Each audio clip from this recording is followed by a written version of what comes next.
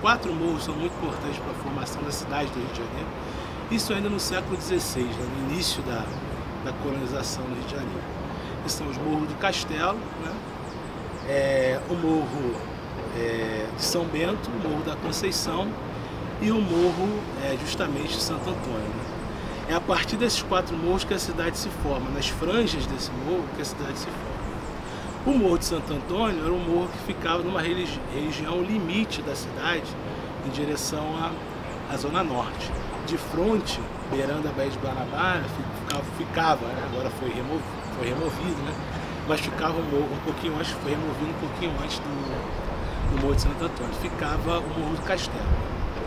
Então o Morro de Santo Antônio representava esse limite, cuja formação, cuja ocupação vai se dar no finalzinho do século XVI e início do século XVII, quando os frades franciscanos recebem da coroa portuguesa, né, não a propriedade, porque os franciscanos não operam muito bem com essa ideia de, como é uma ordem mendicante, né, eles não operam muito bem com essa coisa de ter propriedade de alguma coisa.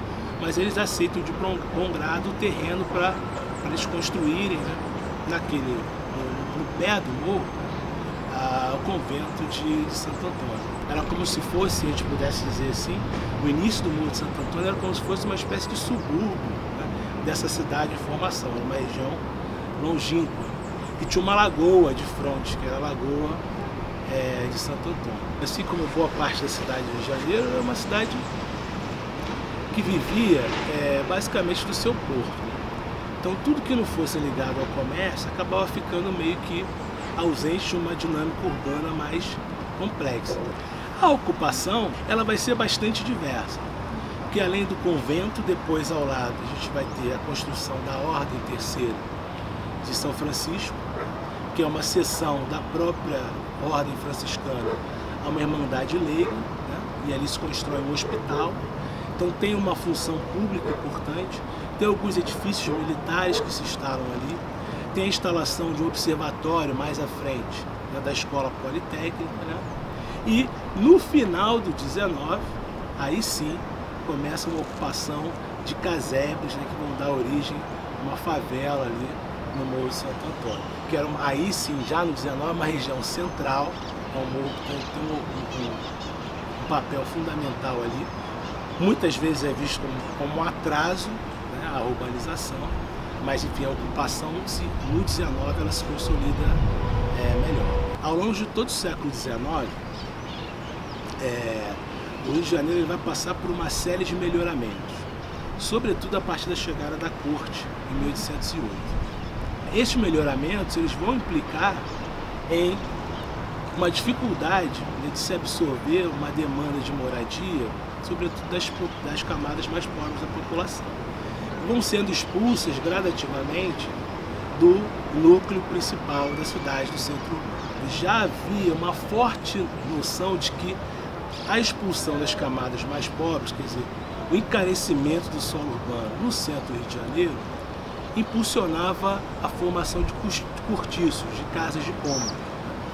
Essas casas de cômodo enfeiavam a cidade, além de ter todo o estigma de que traziam doenças, né, de que as pessoas que moravam ali eram pervertidas, inclusive moralmente, né? Então, atrás, ou nas proximidades de onde hoje fica a central do Brasil, havia um grande cortiço ali que era o chamado Cabeça de Porco, né? E o Cabeça de Porco ele foi demolido no final, justamente nesse mesmo período que a gente está tratando aqui, na última década do século XIX, pelo prefeito Barata Ribeiro.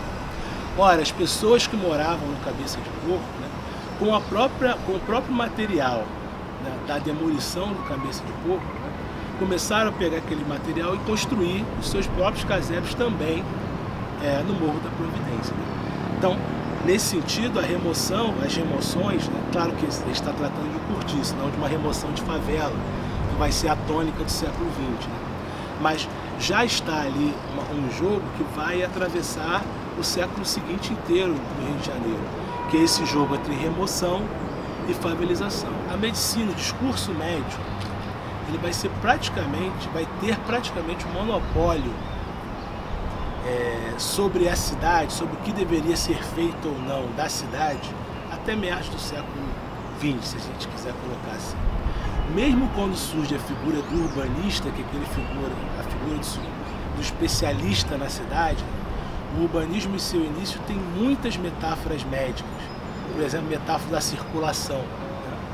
E a coisa do morro entra aí. O que era importante para esses médicos e higienistas derrubar os morros, porque na cabeça deles a cidade precisava de uma circulação de ar maior.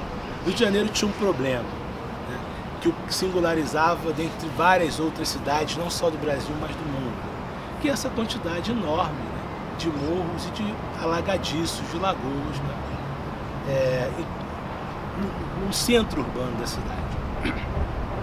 Então, o que esses caras promoviam, basicamente, era a ideia de que era preciso aterrar essas lagoas, né? E era preciso também remover esses morros, para o ar circular melhor.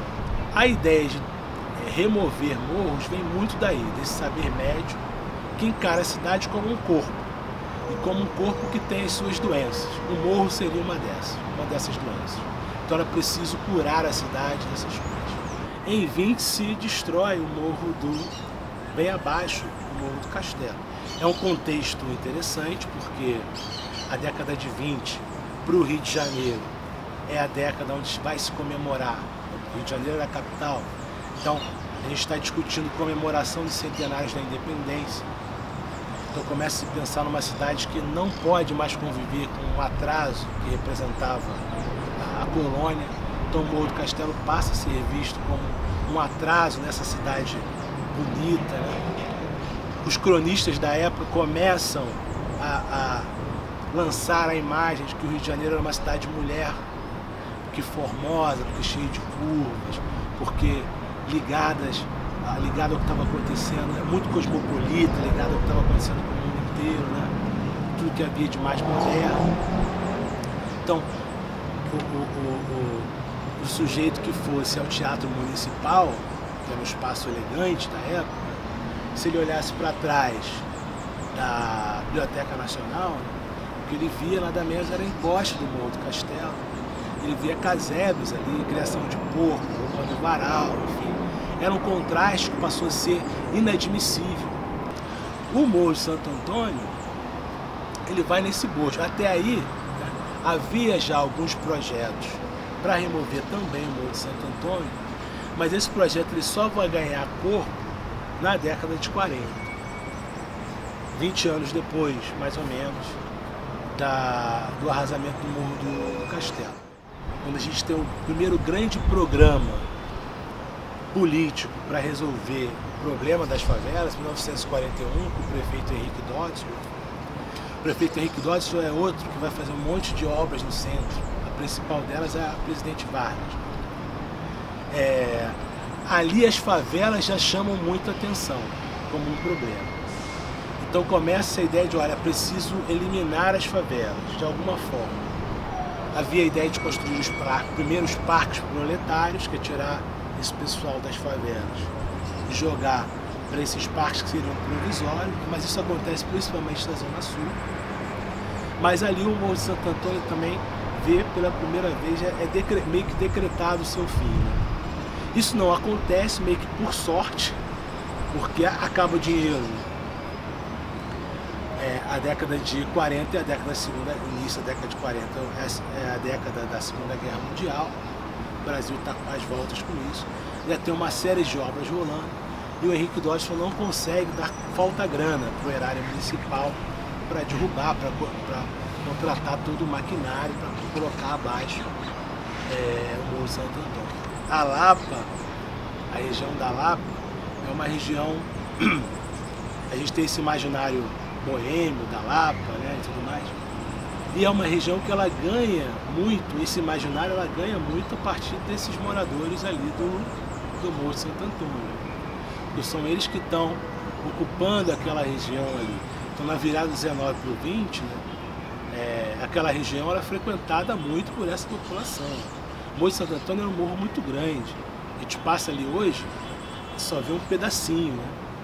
que é onde está o convento, onde estão aqueles prédios monumentais, muito modernos, né, do BNDES, da Petrobras, né, mas era um morro enorme, né, que tinha o seu limite ali na Lapa. Então, uma coisa que ele desde a Carioca até a Lapa, e muito desse imaginário, né, boêmio, isso é só um exemplo do que acontece ali, vem desses moradores. Então, uma região meio obscura, porque a região da Lapa, né, o outro lado, né, nos limites com Santa Teresa, já é uma região no início do século XX rodeada de prostitutas, né, de bares, de tabernas, né, mas essa população do Morro Santo Antônio também é importante para dar essa dinâmica do entorno, né, da cidade. Então, na verdade, há toda uma discussão hoje, né, que o Morro de Santo Antônio teria sido a primeira favela, embora não levasse esse nome, né?